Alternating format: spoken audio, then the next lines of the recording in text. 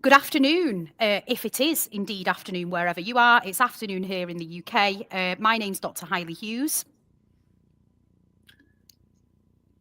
Are you coming in, Carl? Sorry, yeah. I was waiting there to see. It's been a long day. It's been a long day, folks. I thought I actually had a stroke or something. What's happened there?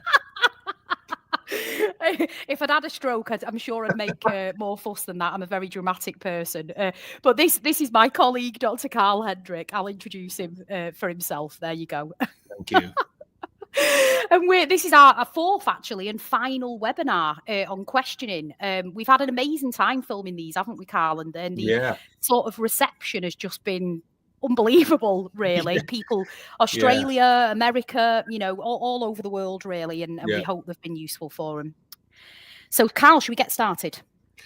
Yeah, let's get cracking. So today we're going to talk about questioning, and all of these 4 webinars. I was thinking today about what's the sort of common thread running through them, and all of these strategies that we chose are really sort of low effort, high impact. So they're all things that you don't need a huge amount of money or necessarily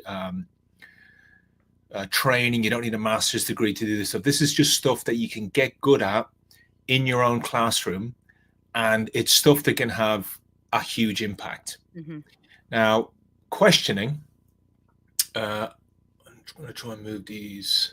Am I moving the slides, Hayley, or are you moving them? I'm happy to. Okay, there you go. We're going to just go over some key principles, and I'm going to root it in what the research says about questioning, because there's some really important research about questioning. And I think that what that sort of flags up is that questioning is something that all teachers assume that they do well. They all assume that we all do it. Yeah, I use questions, but the variation in the type of questioning and the variation in the effects is massive. So while everybody does use questioning, the way in which it's used, and also I think the impact it has on students is huge. So we'll look at ways of maximizing that. I just came up with a kind of sequence this week. So one thing I've been thinking a lot about is phases or sequencing. I was working with some coaches recently, some football coaches, and they use this word phases. So they don't talk about a match or a half, they talk about in this phase of play. So I think that's a helpful metaphor for a lesson, mm-hmm. because a lesson isn't the same way for 45 minutes or an hour, whatever it is. There's different phases in a lesson, and it's helpful maybe to think about those. So I'll talk about some sequences of phases. Hayley's got some examples that we're going to look at. We'll also continue with our most popular feature, lethal mutations, backed by popular request.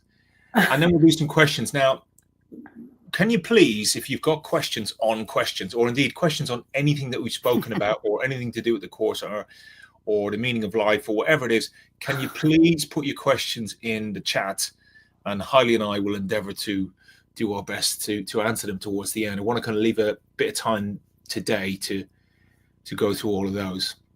Yeah. So here's kind of 5 principles that I would think about when you consider questioning as a teacher, and also as a school leader who's maybe looking to quality assure the level of questioning in your school. The first one is wait time. And it's a simple thing, but it is maybe the number one thing you can do to improve the quality of questioning in your classroom. Questioning is one of those things where it's very, very deceptive. It's very easy to get this illusion that learning is happening or people are attentive or interesting. Unless you build in thinking time for students to genuinely cognitively engage with what you're asking them, it's probably not going to happen. And that means normalizing a certain level or a certain sort of routine in the classroom where you ask a question and you make it very explicit.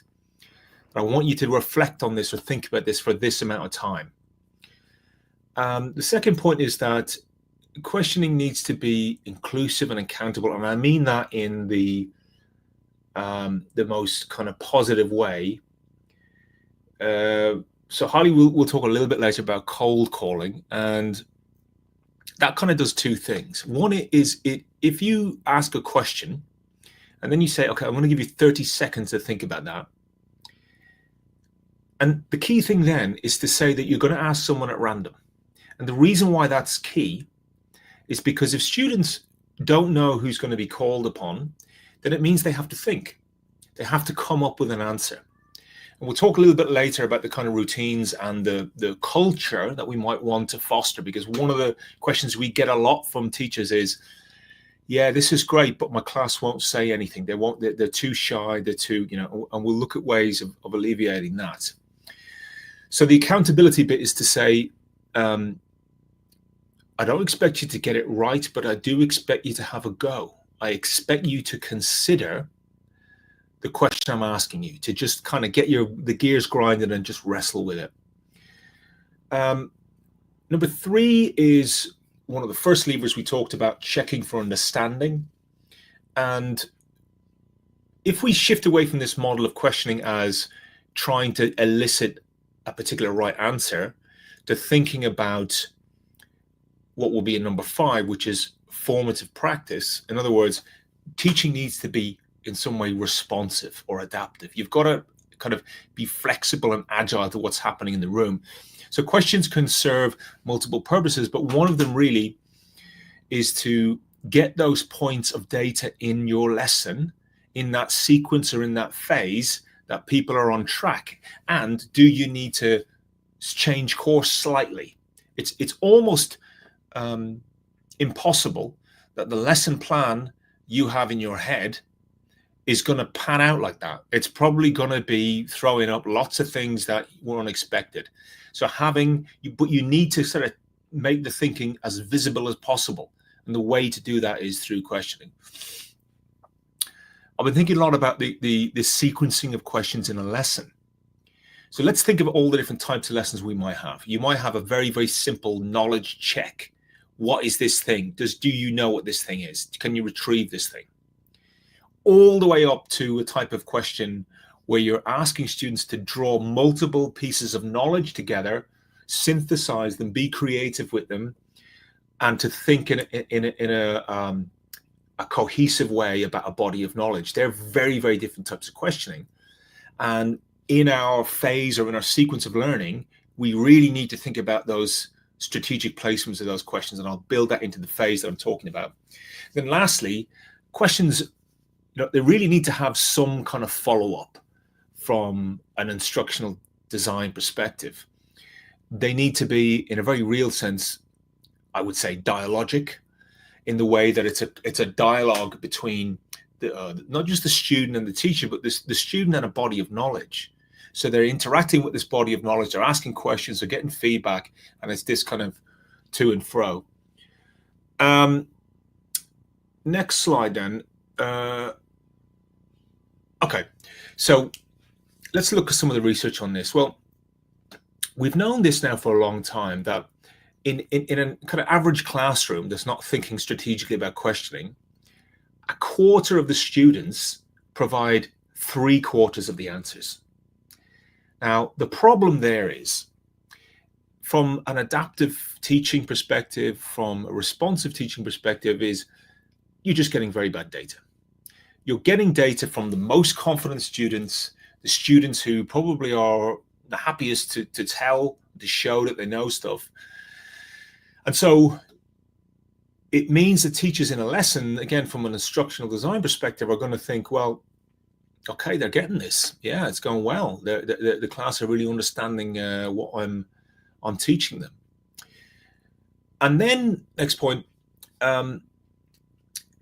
related to that then, is that teachers often call on the higher achieving students, about 15% more. This is good in Brophy's research.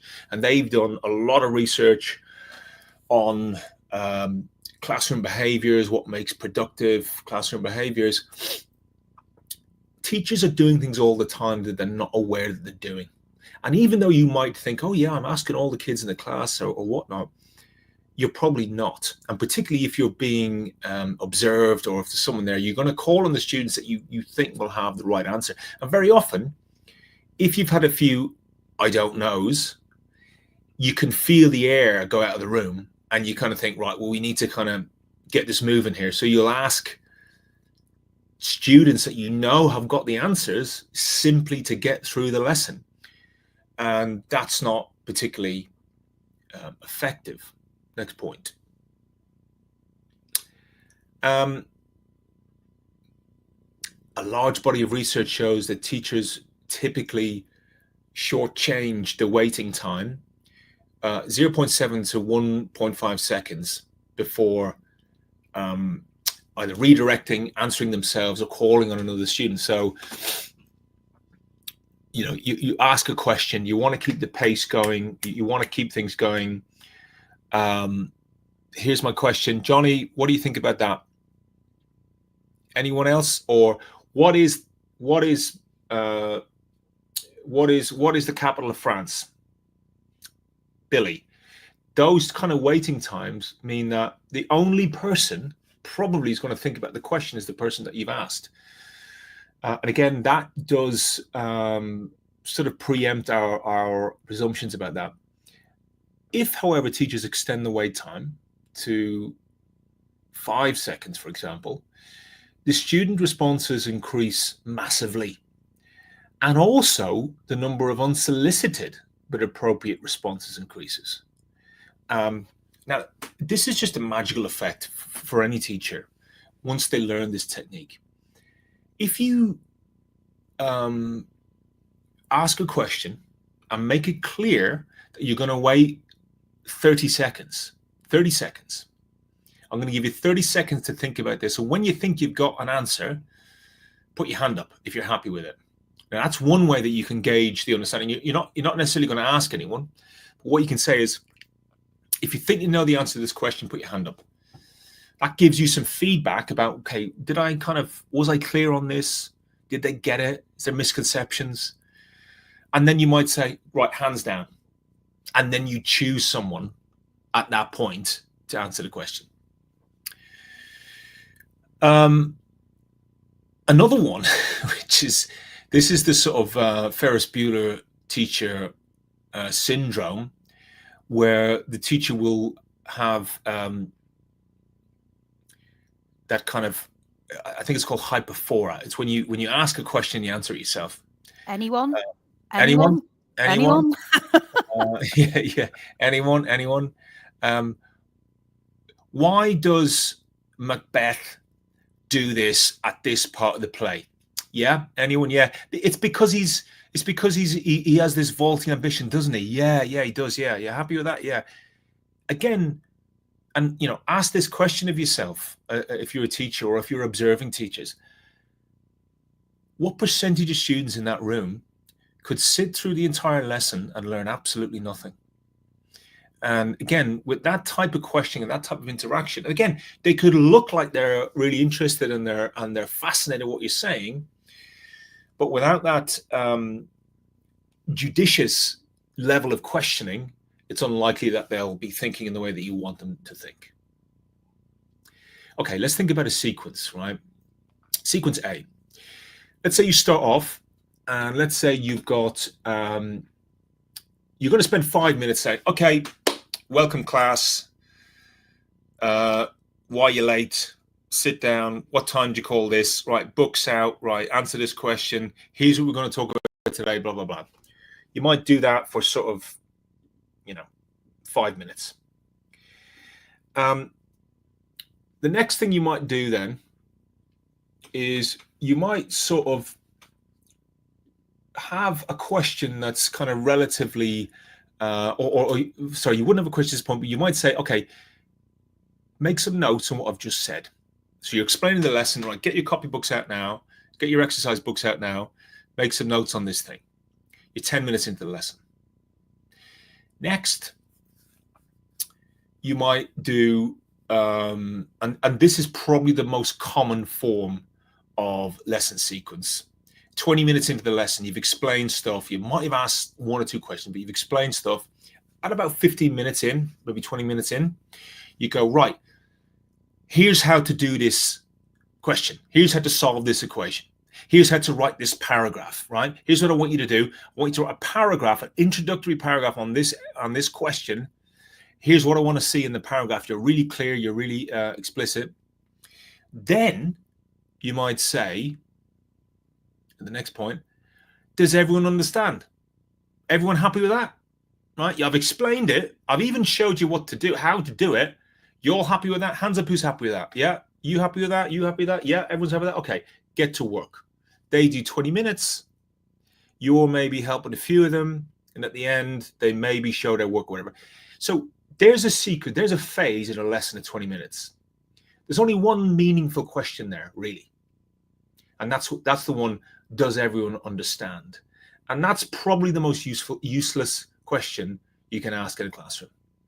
Because whether you understand it or not, you're going to give the same answer. It's the rare student who will say, actually, sir, I didn't really understand any of that. Can we go over it again? The vast majority of students who don't understand it will keep quiet. They don't want to show they don't understand things. But even worse than that is the student who thinks they understand it. They go, yeah, I paid attention to all that. I listened to all that. And they'll turn to their partner after you've done 20 minutes of that, and they'll go, what are we doing again? What are we meant to do? And the partner might explain to them, oh, we're supposed to do this. And they kind of piece it together. But because you haven't activated their thinking in any way at all in 20 minutes, then now they're sort of thinking. They're starting to think, well, what have we got to do? Let's think of a second sequence. So you might start off straight away. As the minute they get in the room, write down one example of the concept. And again, if you're thinking about a sequence curriculum, this is linked to what they're going to be learning today. Give me one example of this thing that we covered last lesson. And that could be something to do on fractions. It could be something to do with a history topic, causes of World War I. It could be something to do with English with a vocabulary word. It could be a whole range of things. But it's just to kind of link back to that previous learning and get them sort of primed for what's going to happen in this lesson. That's minute one. Then you might start going through some stuff, and you might just flash up another question.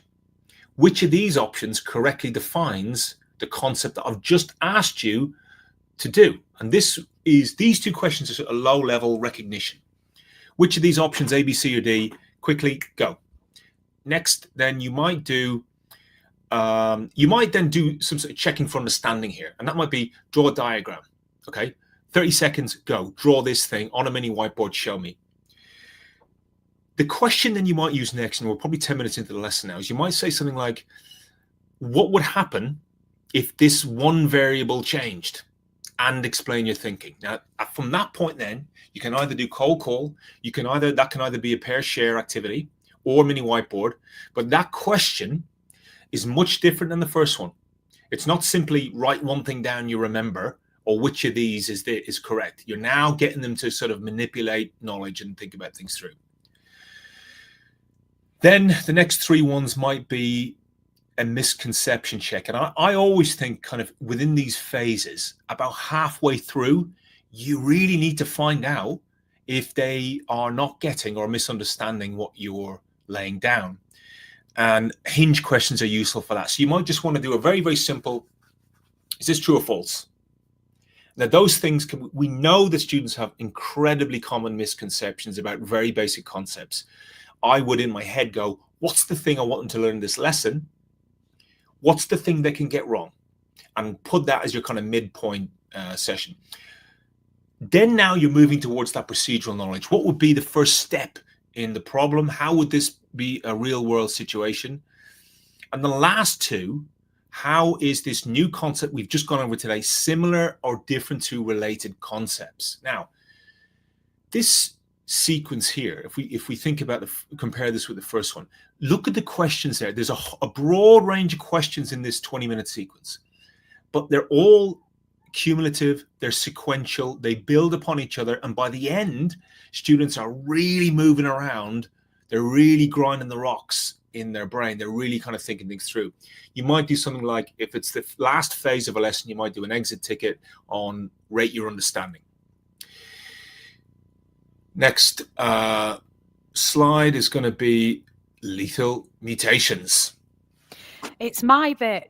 Somebody on Twitter the other day called me the professor of lethal mutations, which did make me laugh at the time. But you know, I'm willing to embrace it. It's all good. It's become the most popular part, I think, of these webinars. Hugely popular.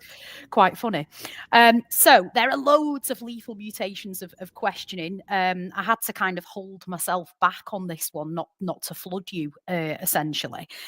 So I'm going to start off with a really, really common one. And I think Carl has kind of touched on this before, which is when we, as teachers, almost allow ourselves to accept those very surface level or one word responses. And I did this quite a lot as a teacher because it became almost habit. It became almost automatic. And I think part of the reason for that is that kind of discomfort that Carl touched on before that we sometimes feel as teachers when we have to wait for an answer, and that kind of silence. And I was probably certainly guilty of accepting quite substandard answers and having quite small wait time as well. And the reason this is a real problem is because it actually prevents our students from having that time to think hard about things, because they just say the first thing that's on their mind. And what it also means is, unfortunately, that our pupils can actually just guess the right answer, actually without ever really truly understanding it. And that's obviously a huge problem. So a better approach might be something like using follow-up prompts after they've given the answer, not accepting it fully. So, you know, why might you think that? Or can you give an example? Or those metacognitive questions like, can you talk me through your reasoning? And also encouraging that elaboration. So how does that connect to what we learned yesterday, for example? So the second lethal mutation I wanted to talk about was this over-reliance on hands up. And Carl mentioned I was going to speak about cold calling earlier on. And I don't really like that phrase, cold calling, to be honest. I think it puts a lot of people off because we all remember the annoyance, don't we, of the, you know, unsolicited telephone calls to our mobile phone telling us that we had an accident 2 weeks ago and, you know, would we like to claim compensation? Or, you know, somebody in the 90s kind of selling us new kitchens. But I think cold calling is just, we have essentially a moral imperative as teachers. I think it's tied up with equity in education to make sure that all students are being given the chance to participate in our lessons and become active learners. I speak at hundreds of colleges, schools, etc. a year, and some kind of sessions that I've spoken at, sort of teachers have said to me, "Isn't cold calling cruel?" I even had one teacher telling me it was fascist to cold call, and it's pretty terrifying to hear that. To be honest, I actually think it's cruel not to cold call, because what we get is students who can sit and be ignored, essentially, in our lessons for a whole day, for weeks, for months, for years on end, and just be overlooked if we're asking the same students again and again. So obviously, we have only the confident students that might participate, while lots of others might disengage. And what it does dangerously is kind of create an illusion for teachers that all the students, as Carl was saying before, understand, when actually only a few voices are heard. And then we might, you know, go to the end of the term or the end of the year, and we might do some kind of external assessment, and it's too late by that point to actually fill those gaps in knowledge, or to, you know, back teach those concepts. So, you know, cold calling in a really warm, supportive way that includes all students is a must for me. It's a non-negotiable. And I'm going to show you a video of a really warm example of cold calling later on. But then also the use of things like think, pair, share before calling on students reduces anxiety as well, and allows students to actually rehearse success as well before that. So they're much better ways of doing that rather than just relying on the hands up. I think one thing that links very much to what we were talking about before is this idea of moving on too quickly after a response. So again, it's that idea of accepting partial or slightly incorrect answer, but moving on without actually checking for deeper understanding. And this very much links to the webinar that we delivered last week as well. It also doesn't reinforce or clarify learning either if we just quickly move on from somebody answering a question. So try to stay with that student's response, tell me more, or use a strategy like a pose, pause, pounce, bounce. Does anyone want to add to that? And also, teachers have a role here of either summarising the key takeaways themselves or actually calling on another pupil to do that as well. And that makes sure that everybody's listening and is actively engaged in the learning as well. I think sometimes I've certainly been guilty of the next one, guess what's in my head, where I've had an idea, a specific answer in my head. And what I've done is actually I've asked a leading question, which has discouraged that hard thinking, again, that we know is so important. So an example might be, so the main theme of inspector calls is socialism, right? So we haven't enabled those students to actually retrieve from their long-term memory and think hard about that answer. So instead, a better approach might be to ask more of an open-ended question or a divergent question. So what do you think the main theme of an inspector calls is, and why? Or, John, can you argue for a different perspective? They're much more effective in allowing our students to think for themselves. So the next couple could be related. The idea of allowing opt-outs happens quite a lot, and we're going to look at some of Doug Lemov's strategies as examples in just a second that help us avoid this. And what it signals, it sends this quite subtle message out to students, actually, that not thinking or not taking part or just sitting back and chilling out is an acceptable response. And obviously it's not. We want all of our students to be engaged and ready to answer. And what happens as well is that some of our students, for example, who have barriers to learning, who might struggle to engage with the concepts and the content and the knowledge in the lessons, they just end up checking out rather than actually engaging in the process. So we're going to look at no opt-out later on as a strategy from Doug Lemov's Teach Like a Champion. So I won't give you some better approaches there because we'll come back to that. And then the last couple on here, this idea, and I've been guilty of this, and I think Carl touched on this as well, is asking too many questions at once. It causes that cognitive overload for students. They might hear these multiple questions and actually they don't know which one to answer or which one to start with.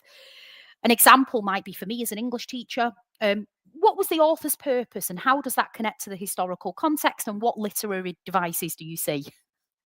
And you've got three big meaty questions there. So we need to make sure that we're asking one clear question at a time and we're giving that wait time so students can actually process the question and the information of what we're asking them to retrieve.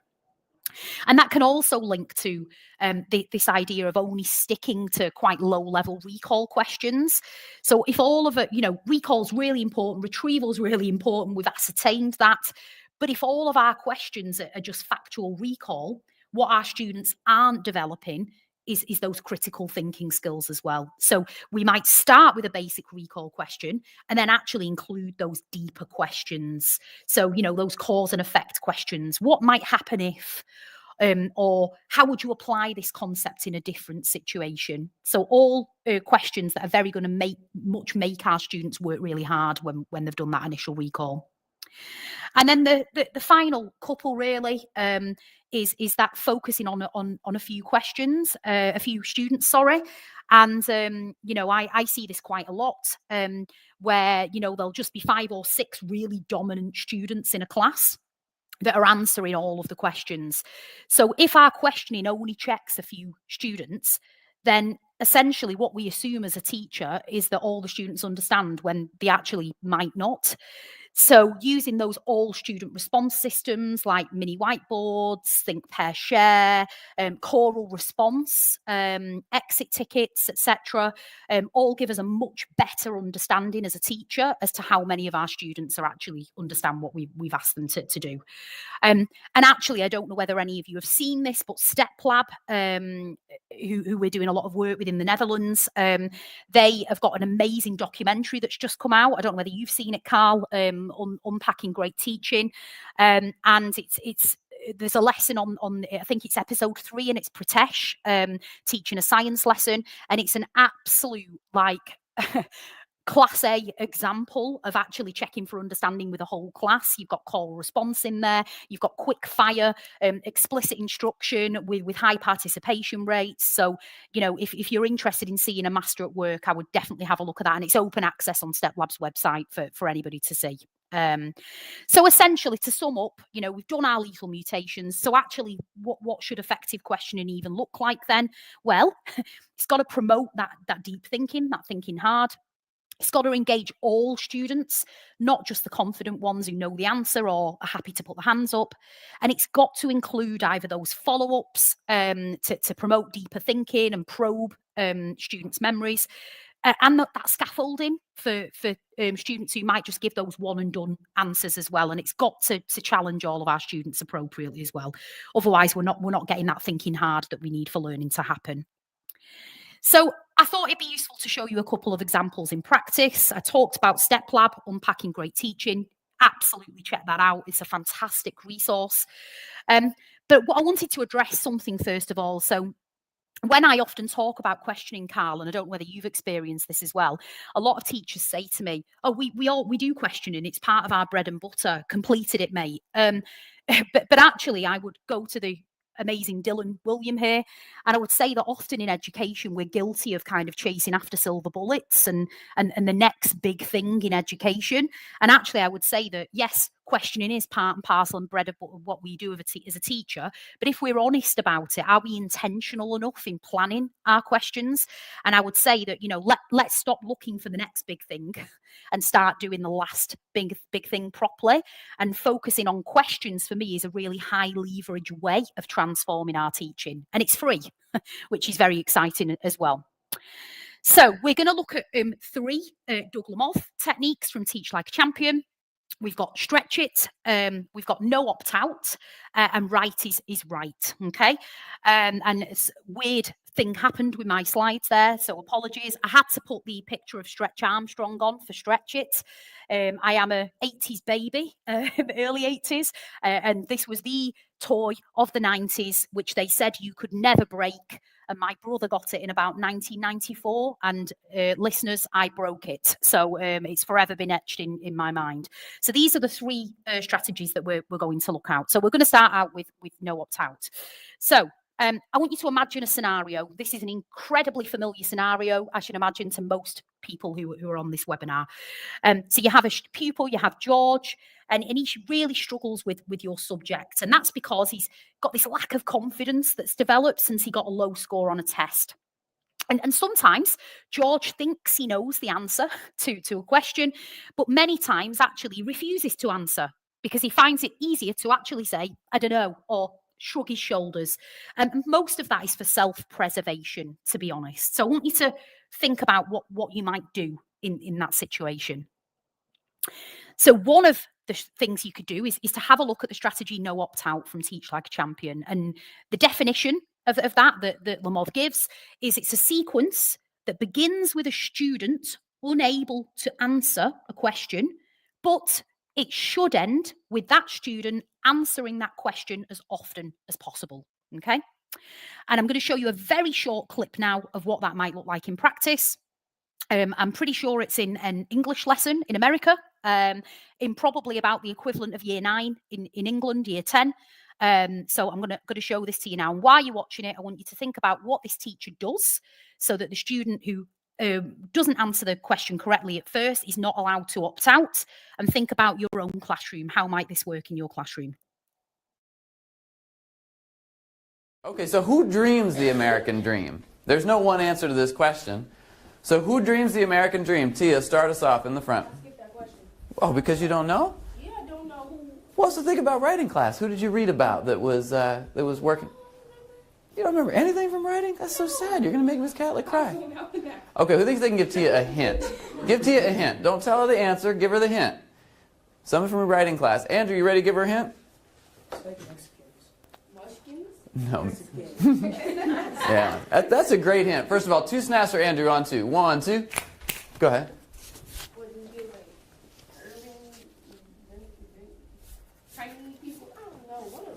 Andrew, would Chinese people, you think, also fit in the same category? Yes. Interesting. So now we got people from China, people from Mexico. What could he be talking about? Neighbor. Well, I'm trying to, not exactly a neighbor. All right, let's help out Tia. What do you think Andrew's talking about? There's a word we're looking for here. We're looking for? Immigrants. A little more verb, please. We're looking for? Immigrants. Yeah, what are immigrants, Tia?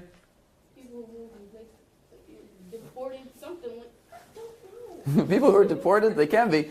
But you got the moving from what did you say? Moving from? Place to place. Right, and specifically, immigrants are people that come to this country from somewhere else. Great. Who else dreams the American dream? I know you talked about immigrants with Miss Catlett. Who else? Tracking Vargas. Okay, so I think that is a wonderful example, first of all, of a warm environment to do cold calling in. So, you know, I remember when I delivered this CPD and the teacher said to me, isn't cold calling cruel? After I shown them that, they went, okay, cold calling isn't cruel. So that teacher has created the environment where cold calling is just the way we do things around here. It's really warm. And what I really liked about that video is the way that the teacher refused to let Tia opt out. He kept coming back and asking her more questions. And actually, you may have noticed that in the end, Tia actually answered a much more complex question than she was asked in the first instance. So there was loads of really practical stuff we can look at there for what that teacher did, and these are ideas that might not necessarily have been on the video, but you could do in your own classroom. So there's always that piece, isn't there? We saw that where that teacher, Tia didn't know, so that teacher asked questions to help clarify that concept. He also gave cues to help guide the student towards the correct answer. We didn't see it on this video as much, but you can always obviously increase the rigor by asking why questions or for an explanation. And then we saw that he asked Tia shortly after another question, shortly after the child's given the correct answer. And at first, he asked the whole class, didn't he? And because the other student that he asked also chose to opt out and didn't know the answer. So there was some choral responses as well. And a mention here as well that Doug Lamov talks about is allowing students to rehearse success as well. And I've had characters like George from the scenario in my lesson before, and I've just spent a couple of minutes with George while our class are doing independent work or a do now task, and I've asked him the question and he's given me the answer and we've rehearsed success, and then I've said, that's amazing, can I come to you later? So there are lots of different ways of doing that as well that can be really helpful. So the last 2 strategies I'm going to talk to you about is write is right and stretch it, again from Teach Like a Champion. So writing is right is this idea of not accepting those substandard or half correct answers from questions, or those one-word responses that we talked about in the lethal mutations section.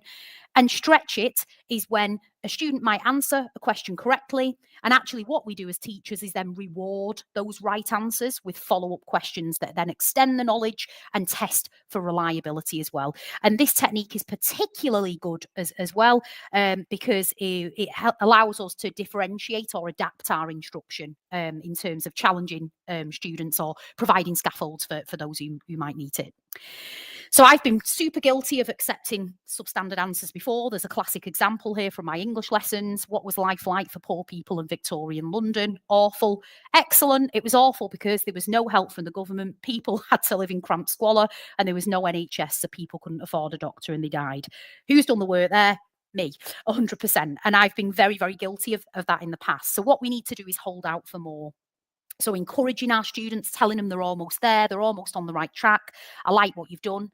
Or repeating a student's answer back to them. I love this one, so that they can actually begin to see what it's been missing and self-correct. That's worked really, really well for me. And then, of course, adding some probing questions to get them to reconsider the depth of their answer as well. So we're almost out of time. Do you think I've got enough time to show the video, Carl? Yeah, cool. I'll go with it. And if you have to leave, that's fine. We're recording, but I think it's a really useful video. So this is an example of write is right and stretch it in action. What is our conclusion that we can draw from this data? What's a conclusion that we can draw? Some fewer hands. Kayla, what's a conclusion you can draw? Track Kayla, please. How deep the stream is. Like if you have to jump slope, the stream will be really deep because the water is just like sliding. Okay, so Kayla said the different slope affects how deep the stream is, but I need someone to make that more specific. You're right, but I need you to make that more specific. That's a little bit general for us. Shanice, can you make that more specific? Good. The steeper the slope, the deeper the stream is. Okay, that's the first part of your conclusion. So you need to make sure it's specific enough. Okay, that it not just says that there is a relationship, but that it explains what the relationship is. So the steeper the slope, the more deep the stream is. What's the opposite side of that? What's the opposite of that? Marissa? The more gentle the stream, the less deep.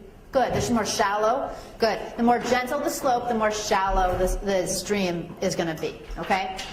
Now, I want someone to take this one step further and use the word erosion. So that should be the first part. What Shanice said and what Marissa just said should be the first part of your conclusion. But now I want someone to finish it with another sentence that uses the word erosion in there. That uses the word erosion. Karan, can you do that for us? Please track, Karan. Read what you wrote if it has the word erosion in it. The steep slope made the slopes just greater since it was barely eroded, so the water got more benefit in the depths. The gentle slope was rounded already, so the water ran over it. Okay, it's a little bit unclear. Can we clarify? I think Karan is onto it, but it's not quite clear. He's talking about the amount of erosion that's taking place. Let's just say a little bit more concisely. Jessica. Good. The steeper the slope, the more erosion you're going to get. And the less steep, the less erosion you're going to get. Why? This could then be your next sentence. Why would you get more erosion with a steeper slope and less erosion with a gentle slope? Sarah. You would get more erosion with the steeper slope because the water is coming down faster or harder with the steeper slope. Good, exactly right. The water is going to flow down faster and harder with a steeper slope, so you're going to get more erosion. Okay, so we have run slightly over tonight, but I just think that was such a brilliant video to show because it really was kind of a masterclass in using those stretching questions. So lots of ideas there on the slide for how we can do that are really practical, that actually work for any subject and phase as well. We saw pretty much all of these in action. The only one we possibly didn't see is this last one. So asking the students to apply the same skill in a new setting. And I think it was Alex Quigley who was talking about once on a blog a few years ago where he followed a student round the school and they almost compartmentalized their learning and the skills and the knowledge, and they were unable to almost, take their learning from maths on quadratic equations into physics. So I think it's really important to allow our students to do that. And I think I'll just kind of finish on this quote really, Carl, before we just finish on some information about the course. But this is why questioning is so important. We've talked about the lethal mutation of differentiation. I like to think of it as the sort of three-eyed fish from The Simpsons. But questioning is a really, really good way, actually, of tailoring our adaptive teaching methods to individual students. Because what it allows us to do for little to no extra work is to meet our students where they are and push them in a way which is actually directly responsive to what they've shown that they can already do. And that's taken from Teach Like a Champion. Excellent. Yeah, so there we go. If you're interested, we have made a course based on 2 books, and this is a kind of self-paced course that we kind of want schools to work on together. And it's aimed really at creating a shared understanding of how learning happens, understanding the basics, with the aim of teachers really being able to make better decisions in their classroom. So get in touch if you want to find out more about the course. Do keep following us on different socials or sign up to our newsletter, and we will keep you in the loop. Mm-hmm. I think we've got Got a couple of questions. Yeah. So we've got one from David. Do you believe that there should be a minimum magic number of questions? Great question. Great question. I don't think so. No, I think what you're looking for is kind of general principles or rules. The question is, how can we keep students thinking hard in a lesson? And so, listeners will be or viewers will be surprised to learn that explicit direct instruction advocates that you should speak for no longer than 2 minutes without some sort of interaction with the students. So even methods that advocate very clear, explicit instructions from the teacher, you want to be constantly using questioning to just activate the thinking of the students. So I don't think there's a magic number, but I think over a phase or a period, for example, in a phase of instruction, you want to constantly check for understanding. But if they're doing, if they're doing group work, or if they're doing work together, or if they're writing or reading, whatever, obviously that magic number kind of goes out the window. So kind of depends on the context. But I think really thinking about how you can get them thinking all the time is probably the best way to think about that. Yeah, and another question from David, which I'll pop onto the screen, which I think is a really good one. I've been guilty often of asking questions that pop into my head during a lesson. #me too. Clearly, questions need to be part of a plan. During a class, do you recommend a variety of difficulty? And I think it's always useful for me to think about possible misconceptions that have come up from students, and to plan questions backwards from that. So I have like my scripted questions that I know I'm going to ask when I go in, but also questioning is obviously an iterative process as well. So for me, I'd have those kind of basic checking for understanding questions that come from the common misconceptions that I know students have had in the past, and plan backwards from them. But obviously there are going to be some of those iterative probing questions, the stretch it ones we talked about as well. Do you agree, Carl? Or yeah, for sure. And obviously, you don't want to necessarily have a lesson that's too tightly scripted. You want to kind of go with where discussions are going, particularly in different subjects. But I think that's a really good tip, because if you kind of have in mind what you want them to come away from that lesson knowing, and if you are aware of the misconceptions around that concept or that topic, it just allows you to make or think about better questions. So you're asking questions that are not really showing that they're busy, but kind of leading them or sort of getting them to really think hard about that topic. Yeah. Brilliant. I think that's it. The rest of the comments are the amazing Meg Lee saying hello and supporting us. Hi, Meg. And, if you are in the US, our colleagues, Dr. Jim Heel and Meg Lee, are working with us as partners on how teaching and learning happens. So if you are interested and you're in the US, please do get in touch with them as well. Great. Thank you for viewing and listening in, everyone. See you soon. Yep. Thanks, everyone. Bye. Bye.